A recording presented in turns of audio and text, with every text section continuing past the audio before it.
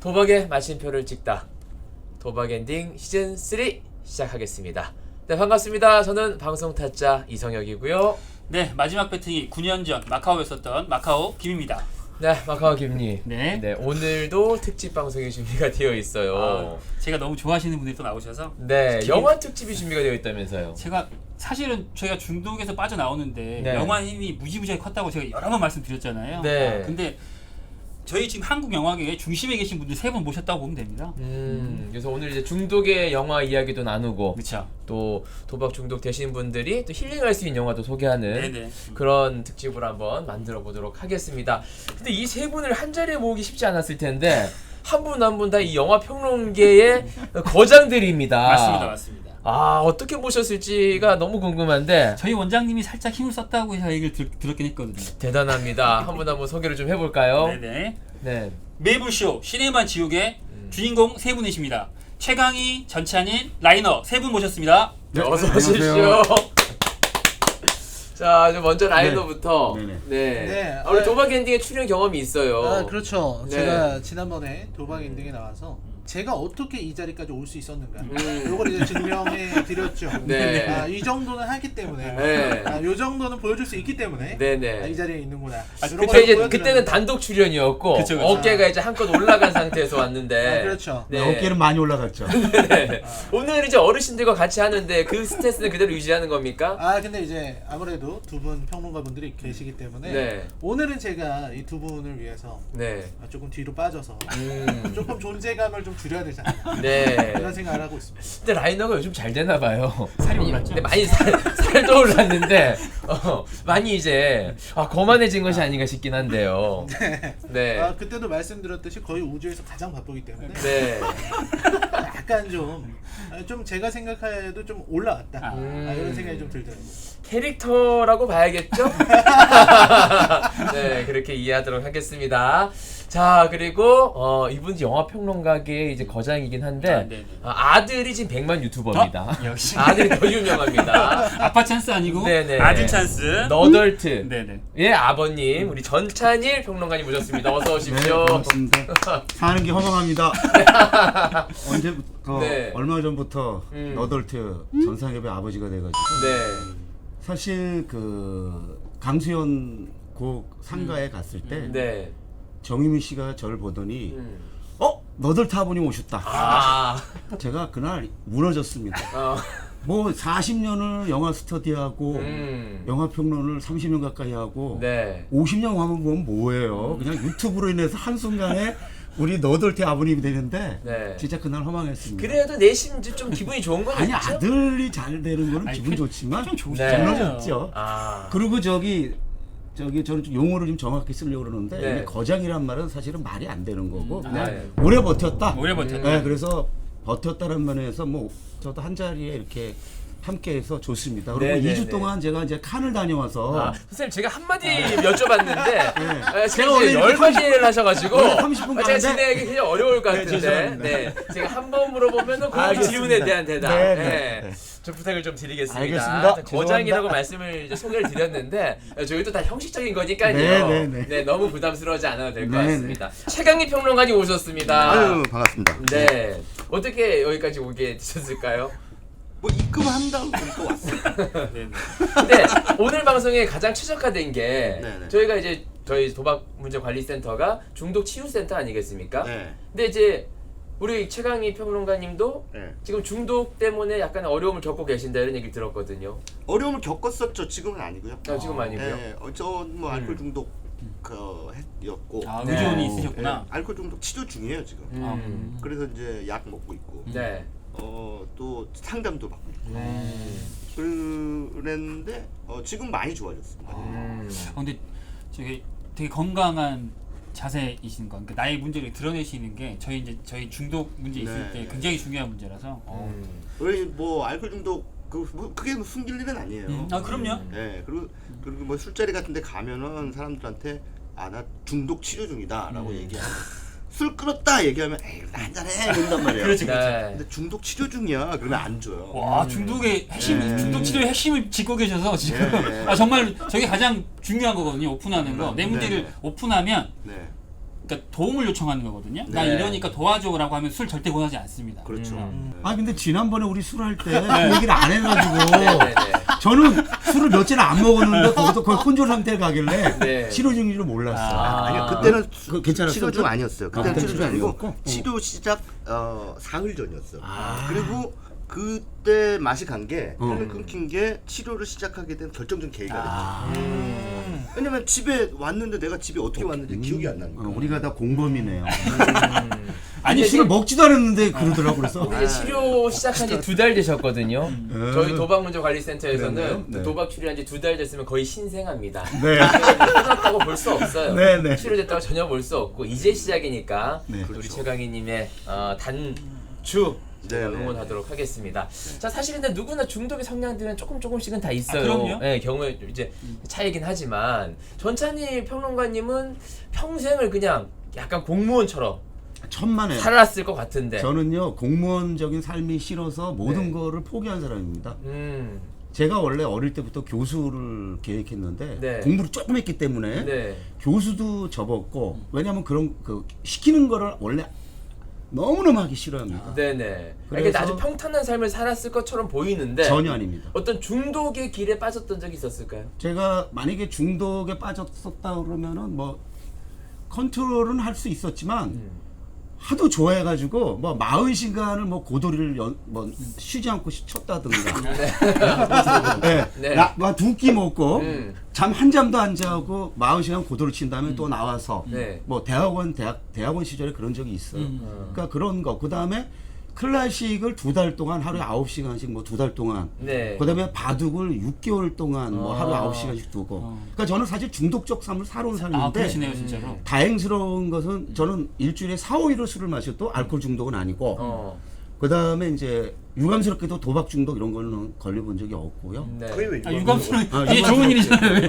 왜냐면 도박에도 한번 아, 근데 빠져보고 본인 이런 경험 거지. 얘기를 못 해줘서 너무 미안한 거야. 그렇죠. 아, 그래서 유감스러운 겁니다. 네, 네. 본인 경험이 없어서. 듣는 중독자가 기분이 안 좋아서 그렇습니다. 유감스럽다니. 이거 뭐 중독자 모임 같아요. 네. 영화 평론가들. 그러니까 제가 볼 때는 중독 성향이라기보다는 어떤 한 곳에 빠지면 네. 완전히 몰입해서. 그게 중독 성향이죠. 네. 그러니까 좋은 중독, 몰입이라고 하시고 다만 자신의 컨트롤이 굉장히 잘 되시는 분의 전형인 이거죠. 것 네, 네. 같으세요. 네. 다만 이제 저 같은 경우는 한 번 중독되면 거기에서 헤어나오는데 시간이 꽤 걸리는데 선생님께서는 그런 조절이 잘 되시는 분이시라서 부럽습니다. 긍정적 중독의 경험. 그게 몰입. 네. 경제적으로 망가지거나 몸이 피폐해진 적은 없으셨던 사실 거죠? 제일 중요한 게 이제 여자도 네. 우리 처가 제 고등학교 2학년 때 만난 여자거든요. 네. 그 여자랑 만나서 10년 전에서 결혼해서 아직도 살고 있는 거는 네. 우리 처한테 중독됐으니까 이렇게 살 수 있는 거죠. 어떻게 그렇죠? 그래서 저는 하여튼 뭐 그런 면에서 저는 중독과 굉장히 아내한테 깊은 중독. 네. 연관이 있다고. 뭐 형수님이 따박따박 벌어다 주시는 월급 때문에. 그때 그랬지. 네. 은행 다니고 있었기 때문에. 아, 은행원이었기 때문에 아내한테 중독됐어 천만 다행입니다. 여자한테 중독됐었으면 아주 문제가 심각할 뻔했습니다.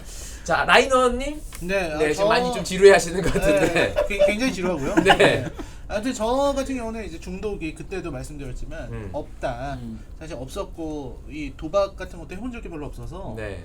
말할 게 없었는데 최근에 제가 술을 좀 많이 마시는 것 같아요. 술을 많이 마시는 게 이렇게 사람들이랑 같이 마시는 거는 상관이 없는데 네. 그리고 그럴 일도 그렇게 많지 않거든요. 네. 술자리를 많이 안 가는데 집에서 마시는 게 좀 많아졌다. 혼술. 혼술. 네. 그래서 요게 약간 중독 초기 증상 아니냐. 네. 그러니까 이제 제 딴에는 좋은 술을 사서 네. 집에서 이제 마신다라는 그런 건데 네. 사실 마시면서 이거는 좀 위험하지 않을까 이런 생각을 요즘 하고 있어서 술을 끊으려고 하고 있습니다. 근데 왜 이렇게 술은 혼자 마시는 거죠? 아 그러게요. 네. 네, 술을 사업도 잘 되고 네. 모든 게 잘 되는 사업도 잘 되고 차도 좋고. 슬픈 얘기 그만해요. 네, 알겠습니다. 그러네요. 네. 자, 그러면 이제 본격적으로 중독 영화에 대한 이야기를 좀 나눠볼 텐데 한 분 한 분씩 이제 가지고 오신 영화들이 있어요. 그 영화들을 좀 소개를 해주시고 거기에 대한 이야기를 좀 나눠보도록 하겠습니다. 최강희 평론가님부터 하나 소개를 해주시죠. 네, 뭐 중독과 관련해서 저는 이 영화가 가장 모든 종류의 중독이 다 들어가 있는 작품이 아닐까 이런 생각이 드는데요. 네. 마틴 스코세지라고 하는 헐리우드의 거장이죠. 이 사람이 연출한 더 울프 오브 월스트리트라고 하는 작품이에요. 더 울프 오브 월스트리트. 네, 월스트리트의 늑대는 이제 조던 벨포트라고 하는 실존 인물의 이야기를 네. 재구성한 작품인데 레오나르도 디카프리오가 이제 조던 벨포트라는 인물을 맡았습니다. 네. 이제 일반적으로 그냥 월스트리트의 이 증권회사에 입사를 해서 야심 많은 청년이긴 한데 거기서 이렇게 나름대로 이제 성공을 거두려고 열심히 노력하다 보니까 네. 이제 배우지 말아야 될 걸 배운 거죠. 뭐 작전을 짠다든가 뭐 이런 식으로 이제 주가 조작이라든가 등등의 또 편법을 배워서 이걸로 한몫할 수 있겠다라고 생각하고 자기 회사를 차립니다. 그래서 자기 회사를 차려서 실제로 사람들을 불러 모아놓고 이제 그러한 편법 장사를 시작한 거죠. 어마어마하게 돈을 벌어요. 이제 이 사람이 어마어마하게 돈을 버니까 뭐에 중독이 되냐? 돈 중독에 걸립니다. 돈 중독. 돈 중독. 예. 근데 그 돈을 내가 마음만 먹으면 벌 수 있겠다. 네. 이런 생각이 드니까. 그렇죠. 돈에 한번 중독되면 돈을 더 벌고 싶어지잖아요. 그렇죠. 사실 그 돈에 중독된 사람들의 이렇게 얼굴을 보면 얼굴에 탐욕 이렇게 써져 있거든요. 이게 일반인들하고 얼굴이 달라요. 그냥 봐도 약간 악마를 보는 듯한 그런 느낌이 든단 말이에요. 네네. 아무리 잘 차려입고 그래도 무서워요. 근데 영화 속에 그 디카프리오가 그 연기를 아주 굉장히 잘했죠. 기가 막히죠. 눈 자체가 약간 좀 이렇게 또라이 같은 그런 느낌이 딱 있어요. 그래서 이제 돈에 중독되면은 일단 기본적으로 모든 종류의 쾌락을 다 자기가 돈으로 살 수 있잖아요. 네. 근데 그렇게 하다 보면 사람이 극단적인 쾌락을 누리다 보면 이제 변태적인 그런 쾌락으로 빠지게 됩니다. 저 레오나르도 디카프리오도 그쪽으로 넘어갑니까? 넘어가죠. 그래서 일반적으로 그냥 흔히 사람들이 이게 기쁨을 누릴 수 있는 그런 정도의 쾌락이 아니라 그러니까 일반적인 자극 수준으로는 이제 예, 만족이 안 되니까. 역치가 계속 높아지니까. 뭐 이를테면 여러 사람이 막 난교 파티를 한다든가 뭐 그냥 뭐 회의할 때도 그냥 코케인을 막 한다든가 뭐 이런 식으로 뭐 약물 그다음에 섹스 네. 뭐 이런 모든 종류의 그 도박에 완전히 이제 빠져 들어가면서 자기 스스로를 망쳐버리죠. 네. 그래서 그런 모습들을 이제 전시하고 있는 영화가 더 울프 오브 월스트리트라는 작품이라서 한번 뭔가 이 깊이 중독되면 사람이 어디까지 망가질 수 있는가를 딱 보여주는 작품이죠. 근데 이 울프 오브 월스트리트 워낙 명작이라서 네, 보셨으면 좋겠고요. 네. 이 조던 벨포트 얘가 하고 있는 게 이제 거의 사기 같은 거죠. 사기로 볼 수는 없는데 네. 쓰레기 주식을 팔아서 페니 주식이라고 하는데 페니라고 하는데 그거를 이제 팔아가지고 그걸로 이제 많은 돈을 수수료를 얻는 그런 네. 건데 여기에서 얘네들이 보여주는 게 거의 극한의 타락이에요. 이거는 욕망을 뛰어넘어서 아까 말씀하신 것처럼 마약과 술과 섹스에 중독이 되잖아요. 근데 실제로도 이렇다고 하더라고요. 실제로? 저 아는 분이 이제 월스트리트에서 네. 그렇게 그쪽에서 지냈었는데 네네. 이제 그런 사람들이 길에 즐비하답니다. 이런 사람들이 이 영화에 있는 게 과장이 아니고 네. 정말로 그렇게 산다는 거예요. 그런 어떤 쾌락에 중독된 그럼 채. 이분들은 돈을 버는 목적 그리고 돈을 벌어서 뭘 해야 되겠다 긍정적으로 사회에 어떤 도움이 돼야 되겠다 이런 생각을 가지고 돈을 번 건 아니었던 이게 겁니까? 몇 가지 이유가 있는 것 같아요. 네. 저는 처음에는 이 사람들이 그 내면이 비어 있기 때문에 어떤 뚜렷한 목표 의식이나 이런 것들이 비어 있기 때문에 계속해서 쾌락에 탐닉하는구나 이런 생각을 했었는데 근데 바꿔서 생각을 해보면 이 사람들이 가지고 있는 그 엄청난 부담이 있을 거란 말이에요. 그렇죠. 돈이 정말 이 아무것도 아닌 숫자처럼 보이기 시작하고 네. 그리고 그게 주는 압박은 그대로 있는데 돈의 크기는 생각이 안 드는 거예요. 그러니까 그 허망한 마음을 어떻게든 채우기 위해서 마약이나 술이나 이런 것들 하게 된다는 거죠. 그래서 월스트리트 같은 경우에 가보면 아침 새벽 5시가 되면 이 쓰레기들은 거리에 이렇게 집에 가려고 막 쓰러져 있고 그리고 6시쯤 되면은 헬기가 뜬대요. 거기 사람들은 이제 헬기로 출근한답니다. 네네네. 왜냐면 그 10분이라도 더 아끼기 위해서. 헬기로 출근하는 사람들이 나중에는 타락해서 바닥을 기고 있는 거죠. 이런 이제 금융 자본주의의 한계를 이제 이런 그 중독 형태로 보여주는 영화인데 네. 사실 근데 마틴 스코세지 감독의 필모그래피 상에서는 그렇게 뭐 최상의 평가라든지 그렇게 높은 평가를 받는 영화는 아니죠. 영화 명작이긴 사실이지만은 네. 뭐 스코세지 영화는 그 태작도 다른 사람이 만든 명작이긴 해요. 그런데 우리가 네네. 이제 뭐 택시 드라이버라든지 굿펠러스라든지 네. 레이징 불이라든지 워낙 레이징 걸작이 많다 보니까 이 상대적으로 그 영화들에 비해서는 영화적 뭐 완성 원어로 하셔야 되겠어요. 뭐 이런 건 좀 떨어지는. 굿밸런스 말고 그냥 좋은 좋은 친구들로 친구. 아니 저는 되는데. 아니, 플라스라고 얼마 전에- 없고요. 네. 아니 우리나라에서 개봉한 제목이 좋은 친구들. 좋은 친구들 굳이 아니 굿밸런스 이제 아, 방금 성- 전까지 해외에 성- 다녀오셨기 성난 때문에 황소. 네. 아니 레이징 브루스라고 성난 황소라는 제목 있잖아요. 방금 전까지 칸을 다녀오셨기 때문에 그러면 모든 게 다 우리말 영어- 제목은 분노의 주먹으로 이제 되는. 시청자들이 어떻게 알아듣겠다. 레이징 브루? 여기 네. 또 제작진 또 괜히 또 자막 넣어야 되고. 저 투닥투닥거리는 게 캐릭터는 아니네요. 왜냐면 네. 이게 왔다 갔다 해요. 예를 들면은 성난 황소들, 분노의 주먹, 뭐 레이징 뭐 그래서 그냥 저는 이제 원제로 말씀드렸는데 아, 네네. 이 지적은 맞습니다. 근데 제가 뭐 일부러 잘난 척하려고 그러는 거는 아닌데 그렇게 보일 수 있다는 거에 대해서 인정합니다. 아니 네. 저도 때는 그러는 건 아닌데. 의도적으로 혹은 의식적으로 잘난 척한 적은 단 한 번도 없어요. 무의식적으로 잘난 척하는 그런가? 배어 있나? 지금 뭐가 더 나쁜 거죠? 아니 그러니까 본인이 잘난 척하고 있는 게 잘난 척이 아니라고 생각한다는 게 문제야. 아, 근데 전찬희 평론가님 보시기에 이 감독이 네. 이 영화에서 가장 이제 핵심으로 보여주고 싶었던 건 어떤 부분이에요? 지금 말한 그런 거죠. 그러니까 이렇게 하면 인생 망가지니까. 그리고 마틴 스코세지는 굉장히 가치 있는 삶을 추구하는 감독이에요. 명성 있는 감독이 망하는 경우가 얼마나 많습니까? 그 양철북으로 1979년도 칸 영화제 황금종려상을 그 지옥의 묵시록과 같이 받았던 폴커 슐렌더로프가 부산 영화제 왔을 때 뭐라 그랬냐면 네. 자기가 그 영화로 양철북으로 칸 영화제 상 받은 다음에 그 이후에 한 것은 몰락의 길을 걸은 것밖에 없다.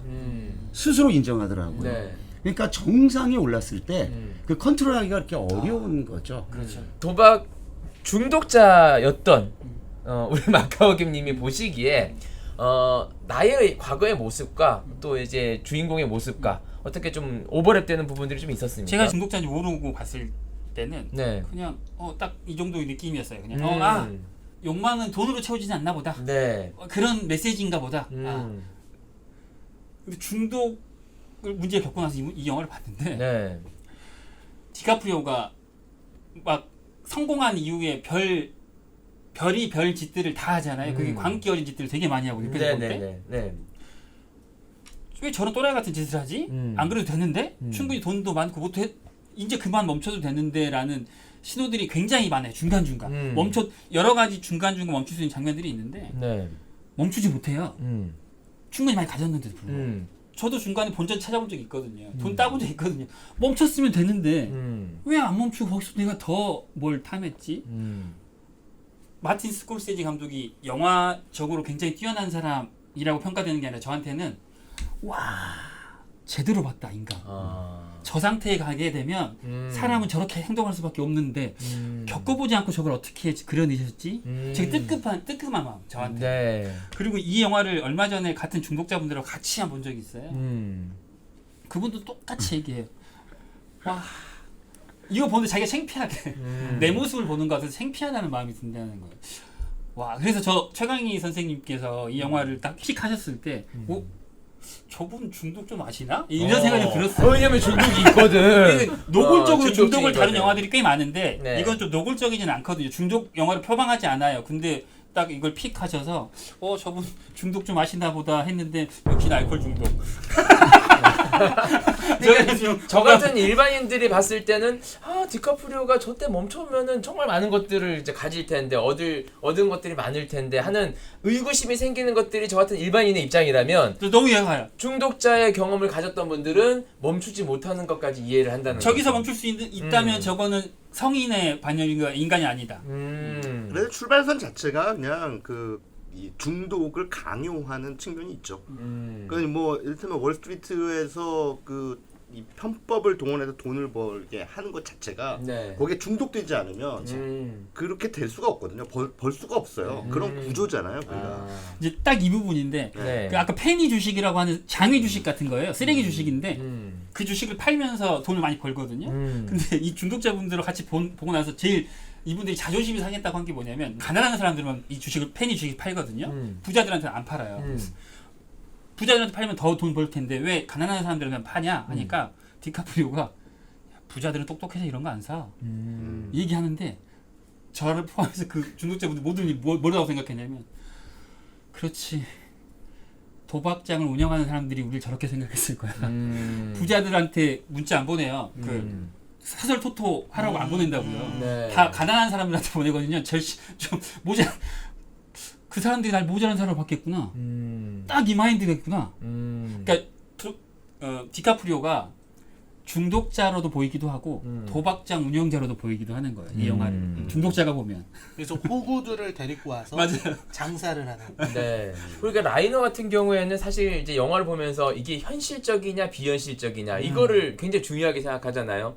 딱 봤을 때 저건 비현실적이야. 라고 하면 굉장히 좀 비판을 가하기도 하는데 네네네. 이거 보면서 저거는 조금 비현실적인데 아니면은 그때 멈출 수 있을 텐데 이런 생각을 약간의 어떤 비판의 시각으로 본 적도 비판할 있습니까? 거 있죠. 이 마틴 스콜세이지 물론 영화를 너무 잘 만들고 있기 때문에 네. 뭐 저도 대단히 뛰어난 수작이라고 생각을 하지만 일단은 이 마약을 하잖아요. 네. 마약을 이렇게 쫙 놓고 이렇게 코로 흡입하는 그 장면이 있죠. 양이 너무 많죠. 굳이 저렇게까지. 그러니까 마약 중독자들이 네. 그 영화를 보고서 다 같이 그 얘기를 했습니다. 저렇게 하면 죽는다고. 그러니까 이게 영화적으로 보여주기 위해서 네네. 양을 많이 놓은 거예요. 실제로는 그것보다 아주 적은 양. 저런 디테일한 부분에 있어서 비현실적인 부분 과장, 영화적인 과장이죠. 네. 자 그러면은 이제 더 울프 오브 월스트리트 하나 했는데 지금 굉장히 많은 이야기가 나왔어요. 이어서 우리 라이너 씨가 준비한 중독 영화. 저는